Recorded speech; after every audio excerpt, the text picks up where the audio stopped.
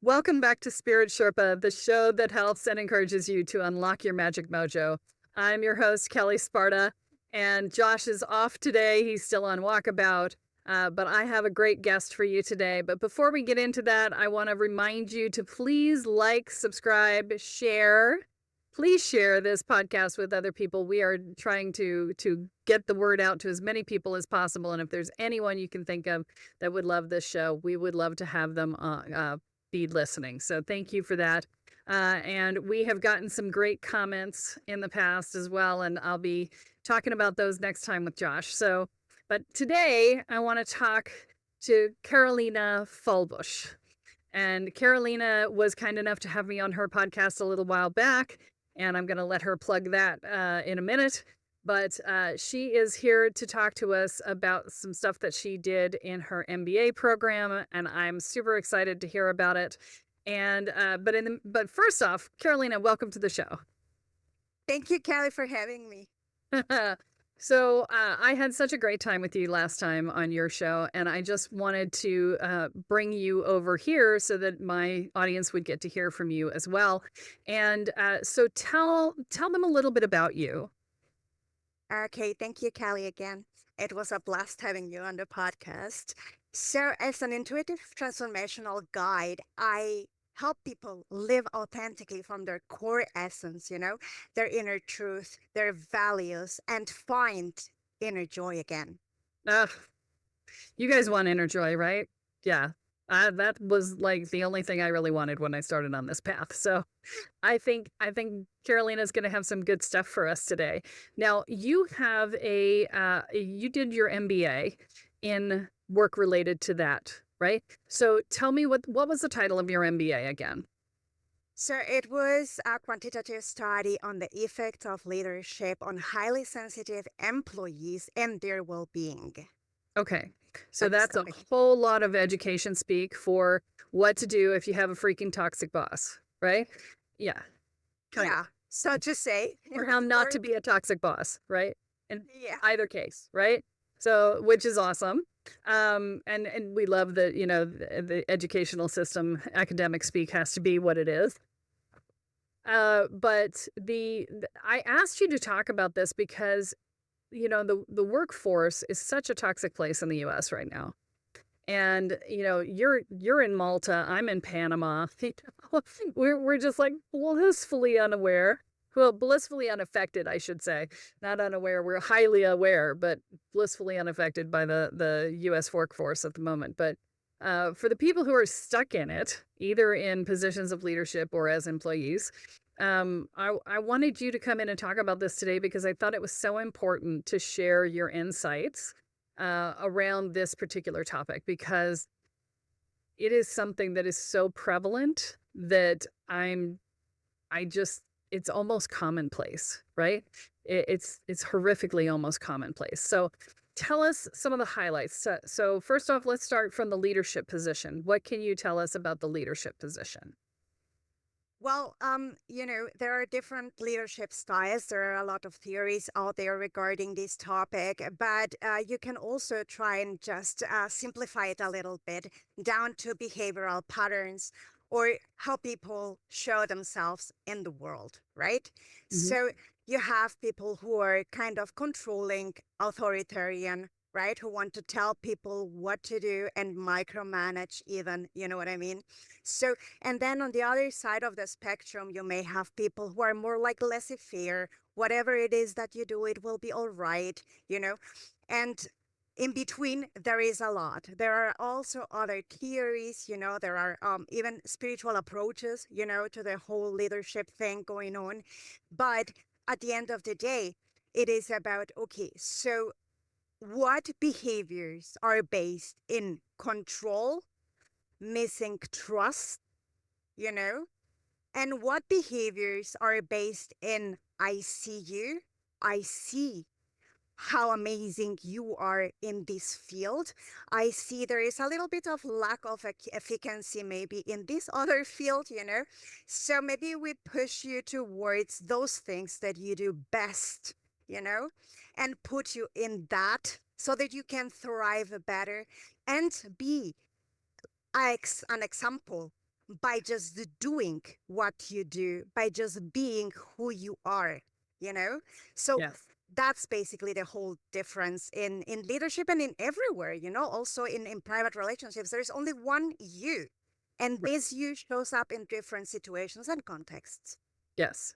Well, and from a leadership perspective, they've done studies years ago. Oh my God, so long ago that I forget how long ago it was. But they did studies that showed that once someone's basic needs were met, once they had their bills paid and they felt safe in their financial situation, that more money was not a motivator.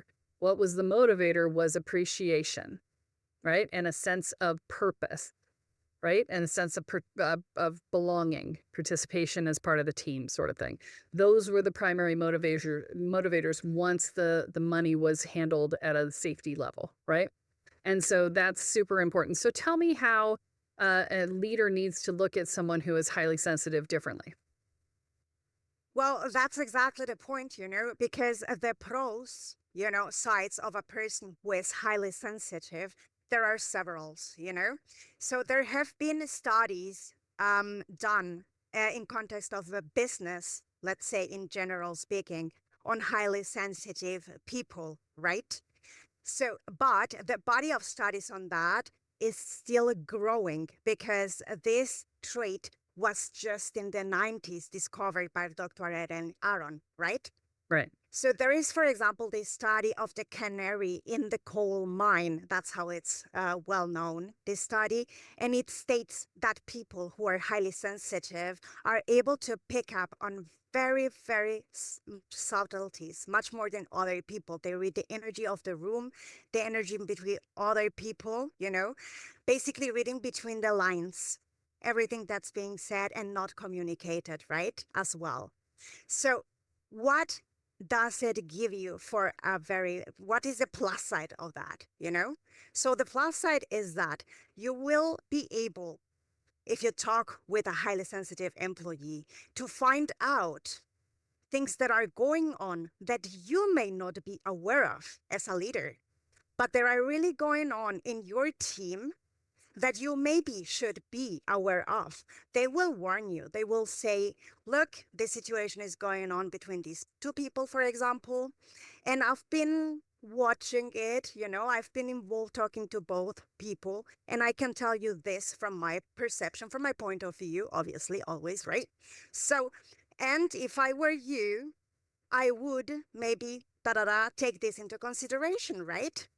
So they will basically guide you and tell you what is not being said, what you might be unaware of. And this can be very, very valuable to help people not escalate things, Yes. get things out of hand, if you obviously listen to the highly sensitive people who are talking to you, right? But If you you don't have to listen. talk to those people differently, though, right? Well, obviously, you need to be a little bit self-aware as well. One of my, at the end of my thesis, I also wrote like maybe leaders should take the following suggestions into consideration, right? For example, become a little bit more self-aware. We know that perception is projection.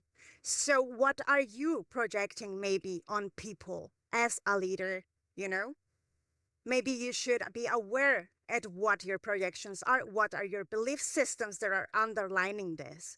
Because your belief systems will always guide what your perception focuses on, because your brain will be always looking to reinforce the belief systems that are already there, right?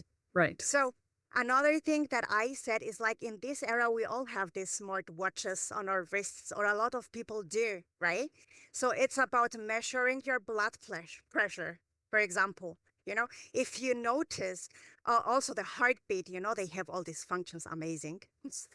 So if you notice that your heartbeat goes above 90 beat Beats per minute. Yep. exactly, you should maybe not be speaking. Let's more. Just don't talk. Yeah. Well, no, let's be honest, It's there true. has It's been, true. yes, because the research backs it up as well, you know, how do I come up with all this stuff? Well, because I've read, since my teen years, I have been reading about psychology, about several studies on this and that. And one of the first that I decided I will put into action was this 90 beats per minute thing, because it stated if you are above that, you are no longer in a clear mind to be able to speak from a centered point of view. Yeah. So, I would probably add to that because if the boss is an empath, right? So if the boss is an empath, what being an empath means is that you've shoved your energy to the edges of the room or the building or God forbid the planet, and now everybody's inside your energy field. Well, if you have a strong personality like I do, right? And I used to get called intimidating all the time. And I was hard for me to manage people. One, because I had a lot of control issues back in the day, because I was like scared all the time. And control issues just mean your boss is scared, just so you know. But the control issues were there, but also my presence, because I run so much energy, because I'm such a big personality, because I had so much angst in my system, right? And because I was an empath and I was shoving my energy out to the edges of the room, I was perceived as intimidating and kind of stifling, right? Because when that big of an energy is all over you, it's a little much if you don't have your own shields in place, right? Especially if you're another empath and now you're mixing energies. So it's like, right? This is why I encourage everybody to go get the Boundaries for Empaths program off the website, okay? It's on the homepage. Just look for the lady with the crystals in her hands. Just please get that, because it's totally free and it's absolutely, you need it, okay? So, but yes, if your boss is an empath, that can be challenging as somebody who is a highly sensitive person, whether you're an empath or whether you're neurodivergent or whether you're autistic or, any of the things, right? And this can be very challenging. And so the boss learning how to manage their own energy field would be super valuable, right? In that scenario. exactly. And now you're already touching on exactly this really changed and moved my world around, and it was amazing finding out that, well, obviously we know that everything exists on a continuous line, right? Yeah. There is continuity, and maybe you're standing today here, maybe you're standing tomorrow over there, right? The thing is as follows, when you have highly sensitive people, you have a whole bunch of different people, right? So this is a very individualistic trait as well.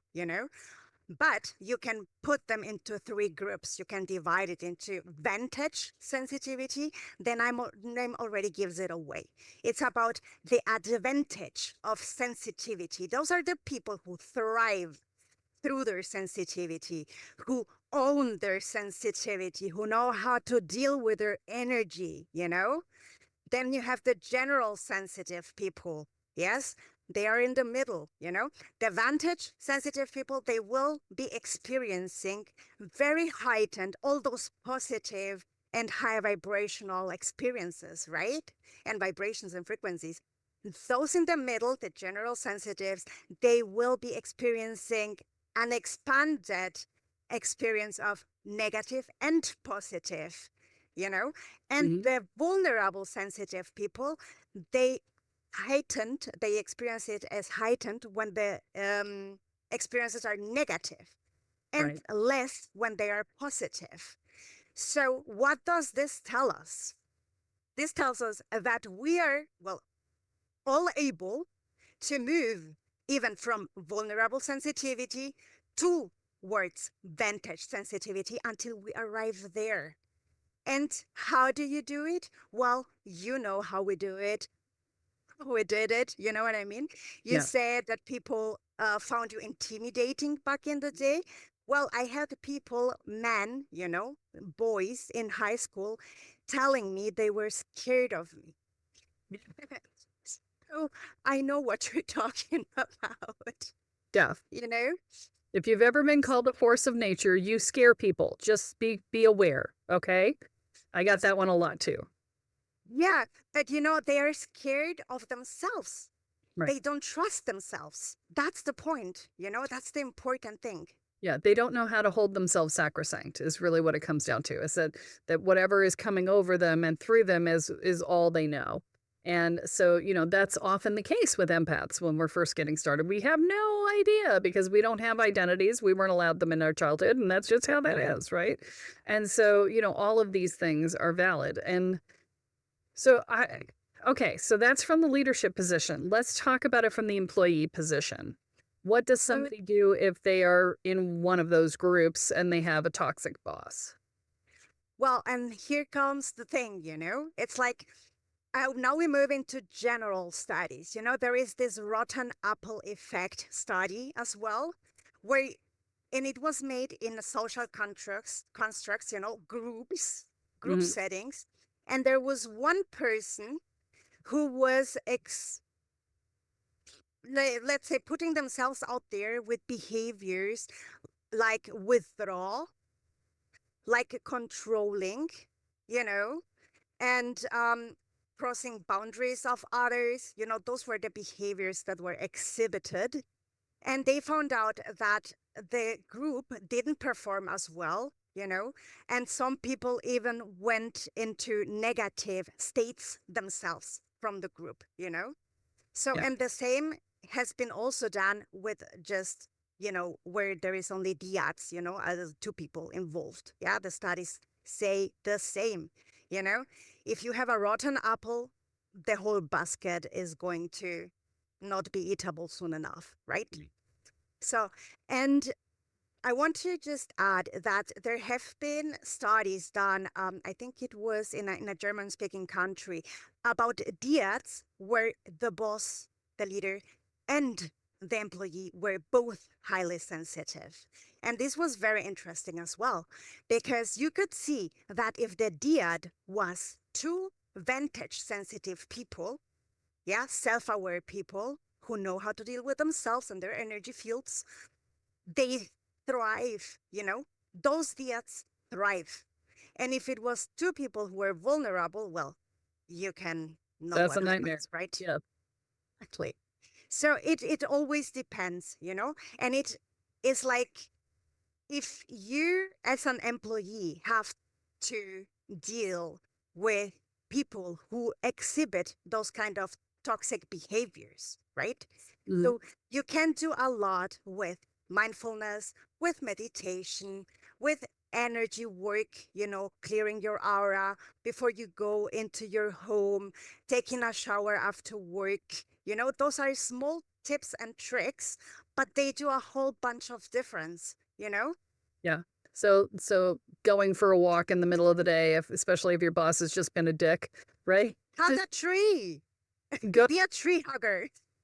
Yeah, it's definitely it's definitely one of those. So you you walk away. So if the boss has just yelled at you, you get up and quote unquote go to the bathroom. Go to the bathroom and then go for a walk, right? Because they Exactly. can't stop you from going to the bathroom, right?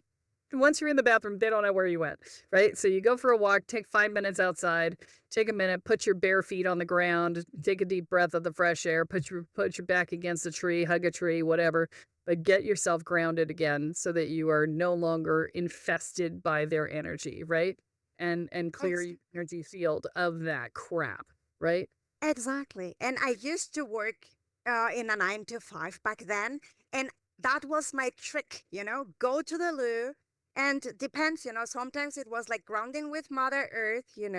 Sometimes it was shaking it off, literally, moving my whole body, let the energy move out of the system. Because here is again, and this is everything is scientifically backed up. So you have the reptilian brain and it's telling you to run or to do something, act. So, and this kind of chemistry is going on through your whole body. So the only way to get it safely away is to move your body. Go Yeah. to the loo and let it run through you. Yeah. The bathroom is the highly sensitive person's safe space because you're away from people. Nobody expects to talk to you there, especially if you're in a stall, right? It's the way to get away from everybody else's energy and just get back to yourself, right? So, yeah, the bathroom is your safe space. Just remember that. Exactly. Yeah. So any other tips or tricks for the employees? So meditation, you said. So is this meditating during the workday or is this before the workday? Are we talking about, a 15-minute practice in the morning or, an hour or whatever? Well, and that's exactly the point, because there have been a lot of studies regarding meditation, heart, brain coherence, just mindfulness, experience everything that you are doing, tasting between, the distance between your lips and the mug, that is already mindfulness, being aware of how your hands feel like, this kind of stuff. There is more. There is EFT as a tapping. There is, oh my God, whole bunch of things. So there is scientific backup for all of those. So what I say is find your best key right now, right here. Maybe it will help you for the next 6 months, 1 year. Maybe you will never get off it because it's so amazing. But whenever it doesn't work anymore, just change it, Yeah. Just be curious, play with it. What is it that your heart desires? Are you a person who loves to move themselves? Well, just move yourself, go do some sport, get your head out there in the woods and run, Yeah, my And husband tells me that I'm happier as a person when I do my creative day once a week. I sit down and I just make some art, right? It doesn't even have to make anything. It just can make progress towards it. It's just, messing with pretty things and, I'm slowly building a parrot out of toilet paper rolls covered in fabric. That's wow. And I've got like 15 feathers covered. And I've got, 3 years worth of toilet paper rolls that I've saved. And I'm just slowly cutting them down and doing the whole thing and whatever. But, it's just meditative, right? It's just really calming and it's soothing and it's creative and it gives me something to do. Now, a lot of my creation is done with my brain, but this is actually working at a different level, right? It works at a different level for me. So, it doesn't have to be a lot. I don't spend, I spend maybe an hour a week doing it. But he says my entire outlook in life is better when I do this. And I personally haven't really noticed, but he notices it a lot. And so, that's the sort of thing that you listen to, right? If your employees or your employer comes in and says, "Wow, you look a lot more relaxed," take note of what you did the day before, right? Because that relaxes you. Even if you're not aware of it, it relaxes you because they're noticing, right? Yeah. exactly, art therapy, also scientifically proven that it works. Yeah. So just find yours, And one of the thing is like it depends on your boss, right? On the situation as in general, let's say. But you could also try and speak your truth a little bit, I know it's difficult in the You can job. also do what now? Speak your truth a little bit. Ah, yes. Speak your truth. Well, in some Like place. depends In some places exactly. you can. That's why I'm saying, you need Yeah. to know In who other you're places you talking gotta to. find a rage room. Exactly. Yeah. So So it depends, Maybe yeah, you have a confidant. yes. And that's actually been proven in personal studies because they've shown that children who have a witness, just one person on their side, if they're in an abusive environment, if there is one adult that is on their side, they manage far better. They manage the trauma far better than children who don't.